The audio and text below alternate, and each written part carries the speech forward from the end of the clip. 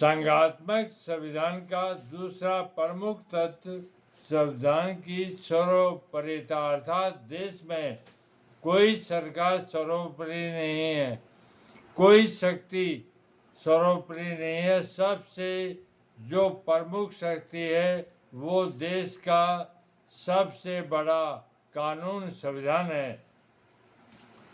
संविधान सरकार के सभी अंगों, कार्यपालिका, विधायिका और न्यायपालिका का स्रोत होता है, अर्थात जो सरकारों को और न्यायपालिका को जो शक्तियां मिलती है उनका स्रोत भारतीय संविधान है, न कि वो खुद अपने आप में है। उसके स्वरूप, संगठन और शक्तियों की पूर्ण व्यवस्था संविधान ही में निहित होती है।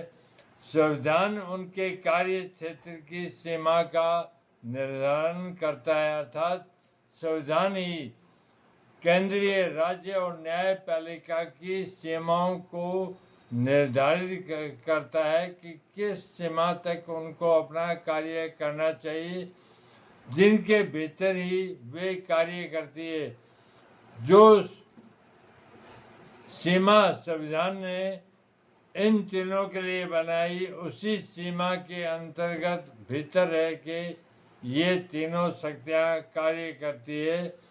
सभी संस्थाएं संविधान के अधीन, जितने भी देश में संस्थाएं हैं वो संविधान के अधीन और उसके नियंत्रण में कार्य करती है। इसका नियंत्रण, इसके मॉनिटर संविधान है। संघीय व्यवस्था में संविधान देश की सर्वोच्च विधि माना जाता है।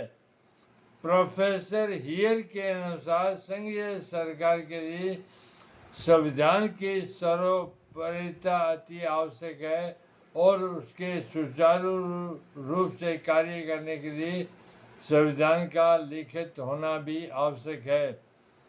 केंद्रीय एवं प्रांतीय विधानमंडलों की विधायी शक्ति का स्रोत संविधान ही है और उनके द्वारा पारित कानून संविधान के अधीन होते हैं। संविधान के उपबंधों में किसी प्रकार की असंगति होने पर उन्हें न्यायालय अवैध घोषित कर सकता है। इसी प्रकार उन्हें संविधान द्वारा प्रदत्त अपने सभी अधिकारों और शक्तियों का प्रयोग संविधान द्वारा निर्धारित सीमा के भीतर ही करना होता है।